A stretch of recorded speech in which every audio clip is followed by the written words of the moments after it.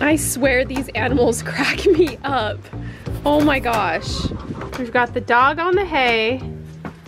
We've got the chicken on the goat. Just your normal day here, huh?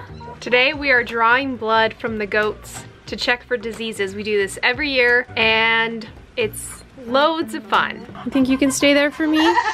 This is my new headpiece to hold them in as I draw blood. Oh. Well, you got your nose out at least. Will you keep your head in there? I think it might keep your head in there for me. You stay there.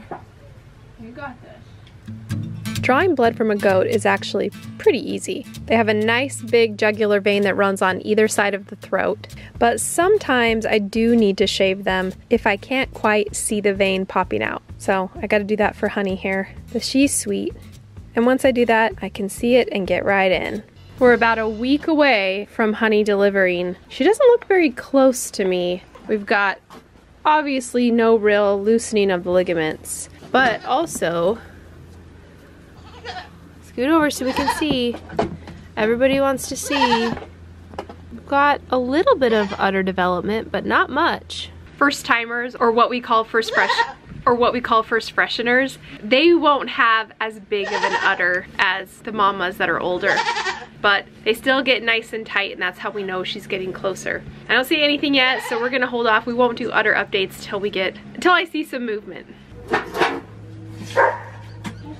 Oh, you're so tall. I love how tall you are. It's kind of fun to put the goats on the stand and see how different they look from one another. And I just love Winona. I just love her. I think she looks great. She's doing a very good job being brave. We test every year for the most common goat diseases. And this is really important to do, not only to make sure that you don't have any diseases floating around your farm, but also because when you're selling babies, you know, you need to bear that responsibility to be able to prove that your herd is clean and healthy. Good job. And for the last 16 years, we've been 100% free of anything. Winona is so nice. I love how tall she's getting. You look so good. Let's see how your udder looks while you're standing here. She like knows I'm looking at it. We have got to do some first freshener training to the stand, that's for sure. Got a little udder forming there. You see it? She's like trying to get away. Doing good. You're so pretty. Every time you take them to a show, you've got that risk of potential exposure. So we keep testing to make sure everybody is healthy and clean. All right, pregnant girls have been tested. I'm not gonna test the retired girls because they never leave the farm. The most important thing is to test the ones that are pregnant, that are gonna have kids, and that have gone to shows and things. We're testing for all the most common goat diseases.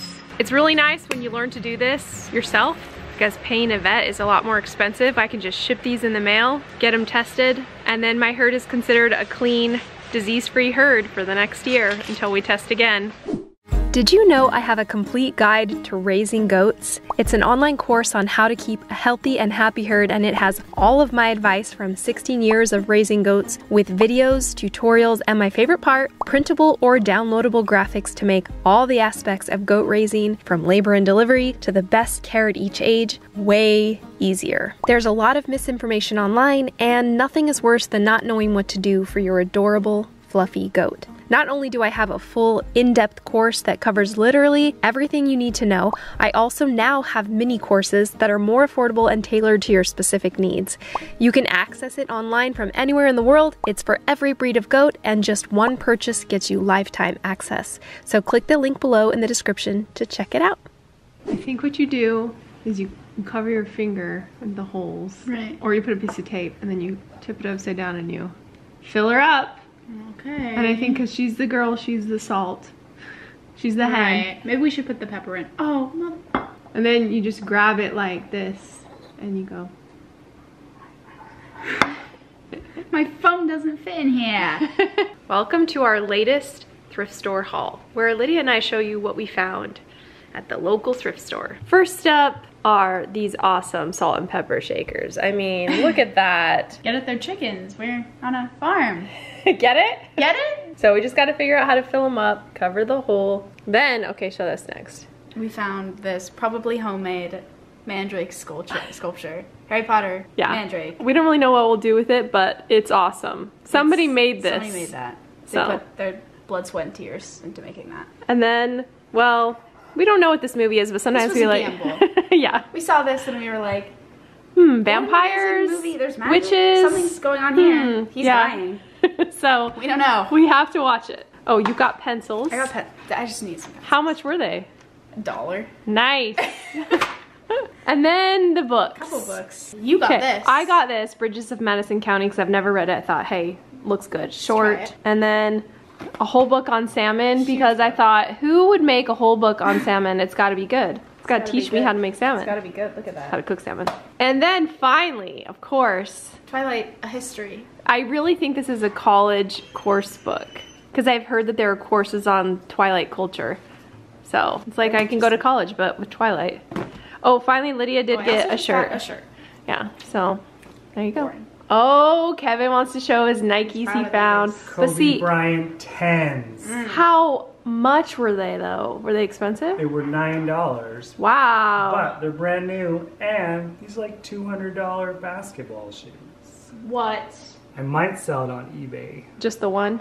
Just the one shoe? No, both of them. Okay. Casper's excited. You're always happy, huh? He likes that shoe. He wants to eat it. It's working, Lydia! Yes!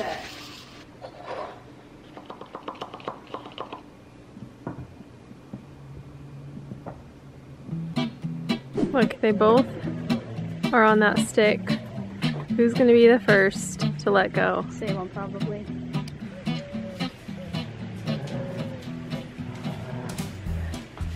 Oh, she's got it. Oh, she got it away. Good job, Salem. Where's your collar? This winter we worked on a really exciting project for us. This was exciting because, guys, Kevin is welding a hay barn. A hay storage barn thingy-dingy. So you can always count on Kevin to find the best deals. So he definitely got everything off of Craigslist for super cheap. The roofing panels had to buy new. Oh, that's not allowed. I know. One cool thing is you tied it to the shed. Yes, that made it super strong. I've done that with all of my shade structures because it makes it way stronger if you have an existing structure. But you do have the poles in cement as well, so the posts. Yeah, so, the poles are in cement. And once you get the frame together, then it's just putting the roofing material on top and... Yeah. Now we had an existing shade structure here that had sort of fell apart, but we still wanted to use it. So we were able to salvage it and put it in the pine cone lodge. But first we had to move the other pen because this black pen we are going to take up north with us when we go up for the summer. We need a pen that's really protective against wild animals. So that's going to be our little miniature stall up north. It's a really good head scratcher. Look at that. See how it's all broken off? Yeah. All the edges? I wonder who did that. Luna. Yep. Once we got that out of the way, then Kevin put up the big shade structure, which is sort of like an RV. Is that what it's meant for? That's why it's so high? Probably. It's probably a carport for RVs and stuff. And we put up all the covers on it, and now the Pine Cone Lodge has a nice shady spot. It's a pine cone palace. We found some string because this yellow twine, guys, it doesn't match the aesthetic. Okay. Wow. I would live here. You're gonna take the pine cones and screw Pine Cone Palace out of pine cones. we should make letters. That'd be good. Oh no, it's not a palace, it's a lodge. Well, it used to be the lodge. Look at it now. Now it's a palace. Look how nice. You guys happy? Yeah, not really. These girls have been on grass all summer, and as they've moved to the winter alfalfa, they all are individually doing not so great. Luna's limping a little bit, Willow's getting a little bit fat, and Tilly's being a bully. So we have to kind of move them back to the back lodge and give them their special diet. But we made it nice for them. Look how nice it is. Nice big area. They're like, yeah, I don't know. Just grass. This is how much we love Willow. Look, you're wearing the Willow sweatshirt with the stump on it. You're doing the stump. Let's see, does the stump look accurate? Yes. You excited? She's like, no, I want to get out. Right there. Look it. Cut your stump. Oh. She went right up and cut off. All right, eventually you'll like it though, right? You'll remember it. Oh, she is very addicted, so she will. And then the best part, the cleaning up, the organizing of this area, which had a lot of stored junk. We enlisted Lydia. I wouldn't say the funnest part, but DaNelle says it's funnest because she likes organizing. Yeah, I do. Cleaned it all up, and then we just had to bring in some pallets. Yep, these pallets will make it nice and dry for all the hay, to have air around it and stay good for months. Ta-da! Free pallets. Kevin's pretty excited about it.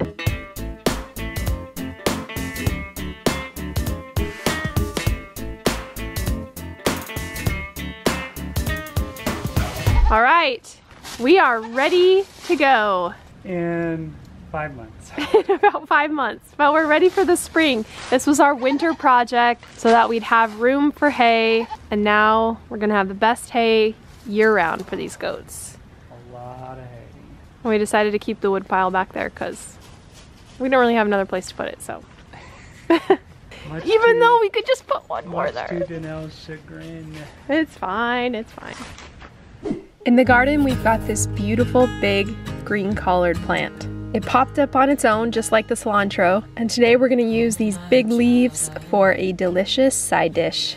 That's right, guys, we're making collard greens, which is probably not the traditional way, but this is my quick way. We'll start by cooking up some bacon in a pan, and then we'll add the collard greens to it. Mix it up with that bacon grease, cook it down, a little bit of salt and pepper, and then finally some chicken broth. Now we'll let that simmer for about 10-15 minutes. As that broth cooks down, the flavor gets more intense, and in the end, it's the perfect side dish. And I didn't get an end shot of it, but you can see that my family ate most of it, so it was pretty good. Thanks for joining us in today's video. We have been dying over the names you guys suggested, like just cracking up. They are so good. We thought we would have the final list today, but there are too many good ones. So we're pouring over it again and making sure that we pick the very, very best. And what we're gonna do is I think we're gonna increase the number to 15 boy names and 15 girl names. There are just too many good ones. So in the next video, we will definitely have the final list so that when the mamas deliver their babies, we'll have that list ready. You guys can help us decide from that list which name best suits that baby goat, and I think it'll be really fun. It's gonna be a really exciting year, lots of fun little babies hopping around, and I'm ready for it. So I hope you guys are too.